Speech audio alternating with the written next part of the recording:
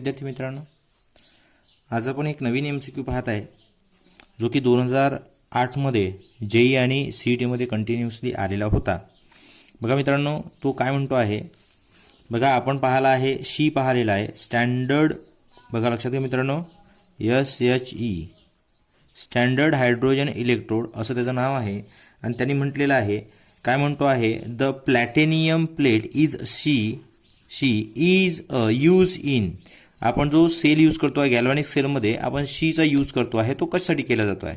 त्यांनी ऑप्शन दिला आहे, तो ऑक्सिडायझिंग एजंट आहे। बघा मित्रांनो, खूप महत्त्वाचं आहे, लक्षात घ्या, तो ऑक्सिडायझिंग एजंट आहे म्हणून काम करतो। बी ऑप्शन दिला आहे, रिड्युसिंग एजंट दिला आहे। त्याच्यानंतर या ठिकाणी त्यांनी तुम्हाला पुन्हा एक ऑप्शन दिलेला आहे, ॲडसॉर्बंट असा एक ऑप्शन दिलेला आहे का हा कोण आहे, नेमका काय म्हणून काम करतो। आणि नंतर जो आहे ॲडसॉर्बेट असा ऑप्शन दिलेला आहे। मित्रांनो लक्षात घ्या, या ठिकाणी तुम्हाला कुठल्याच प्रकारची ट्रिक यूज केल्या जात नाही, पण तुम्हाला ऑक्सिडायझिंग आणि रिडक्शन म्हणजे काय हे तुम्हाला कळते, लॉस ऑफ इलेक्ट्रॉन आणि गेन ऑफ इलेक्ट्रॉन। मग आता या ठिकाणी तुमच्याकडे या ठिकाणी काय आहे मित्रांनो, लक्षात घ्या, या ठिकाणी तुमच्याकडे एकच महत्त्वाचं आहे की या ठिकाणी त्यांनी काय म्हटलं आहे, ॲडसॉर्बेट जे आहे हे त्याचा ऑप्शन आहे, म्हणजे तुमचा C नंबरचा ऑप्शन आहे। मग हा सर आला कसा, याचा अर्थ काय होतो आहे, तर या ठिकाणी याचा अर्थ असा होतो आहे मित्रांनो, या ठिकाणी ॲडसॉर्बेट म्हणजे काय, अट्रॅक्टेड, काय होतं आहे,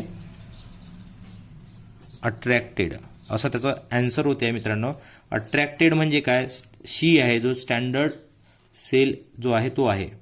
त्याच्यानंतर याच्यामध्येच मित्रांनो एक दुसरा MCQ आहे, लक्षात घ्या, 2004 मध्ये आलेला आहे। त्यांनी म्हटलेलं आहे, the standard reduction potential values at 298 kelvin for the following half सेलमध्ये त्यांनी व्हॅल्यू दिलेल्या मित्रांनो। ऑप्शन आहे E नॉट ऑफ Zn2+ पासून Zn होता इज इक्वल टू -0.76 व्होल्ट, आणि बी दिलेला आहे E नॉट ऑफ, याला नॉट म्हणून वाचायचं, E naught of chromium Cr3+ ion पासून कॉपर तयार होत आहे सॉलिडमध्ये, या ठिकाणी लिहिलं नाही, याचा अर्थ काय, सॉलिडमध्ये हा 21 मध्ये आहे, इज इक्वल टू -0.74 व्होल्ट असं दिलेलं आहे।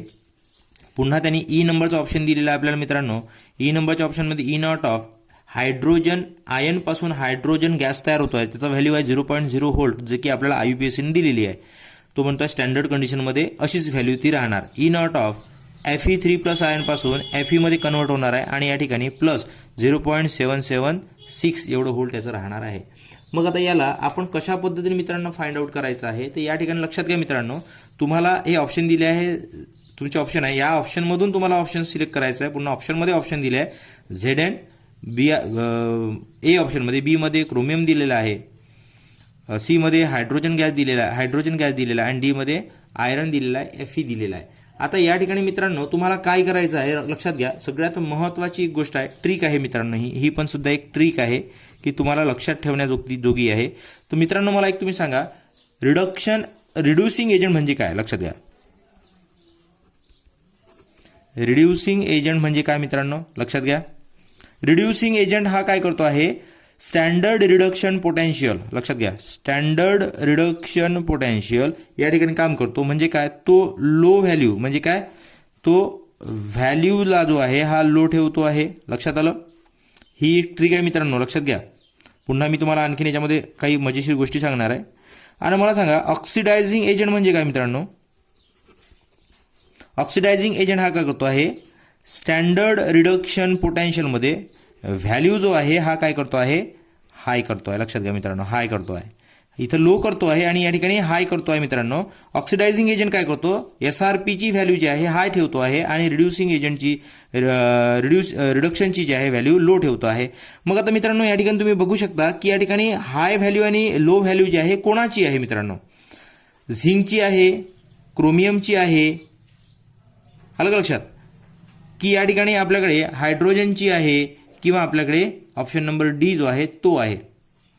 या ठिकाणी बऱ्याच गोष्टी मिळतात मित्रांनो, तुम्हाला लो व्हॅल्यू जो आहे, लक्षात घ्या, या ठिकाणी बरेचसे लोक कन्फ्यूज होतात मित्रांनो, या ठिकाणी ऑप्शन नंबर ए जो आहे हे आपला आन्सर आहे. याच्यामध्ये झिंक जो आहे मित्रांनो हे तुमचं ए नंबरचं ऑप्शन आहे. मग आता बरेचसे लोक म्हणाल सर ही व्हॅल्यू मोठी आहे, 76 आहे, या ठिकाणी 74 आहे. अरे माझ्या मित्रांनो तुम्ही एक लक्ष द्या, या ठिकाणी मायनस आहे.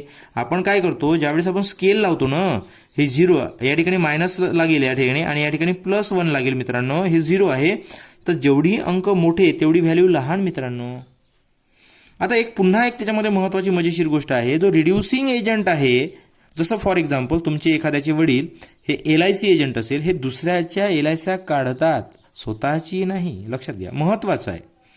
मग लक्षात घ्या मित्रांनो, रिड्युसिंग एजंट हा काय करतो, हा दुसऱ्याला रिड्यूस करतो, स्वतः ऑक्सिडाइज होतो मित्रांनो. हा दुसऱ्याला रिड्यूस करतो आणि स्वतः काय होतो आहे, ऑक्सिडाइज होतो. सेम कंडिशन, ऑक्सिडायझिंग एजंट हा दुसऱ्याला ऑक्सिडाइज करतो, स्वतः रिड्यूस होतो. लक्षात घ्या, या ट्रिक आहे मित्रांनो महत्त्वाच्या, जेणेकरून या ठिकाणी तुम्ही जे गरजू विद्यार्थी आहे, जे की होतकरू विद्यार्थी आहे, जे की अभ्यास करणारे विद्यार्थी आहे, या सगळ्यांनी या सगळ्या गोष्टीवर महत्त्वाचे लक्ष द्या.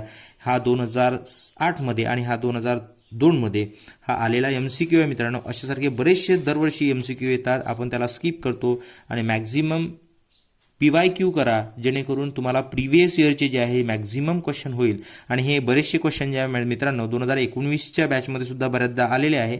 सध्या माझ्याकडे पुस्तक अवेलेबल नाही आहे, त्या पुस्तकामध्ये मॅक्झिमम हे आलेले आहे. हे 2008 आणि 2004 मध्ये आलेले MCQ, असे बरेचसे MCQ आहे मित्रांनो. यासाठी नवनवीन व्हिडिओसाठी तुम्ही कृपया करून यशोदीप कोचिंग क्लासेस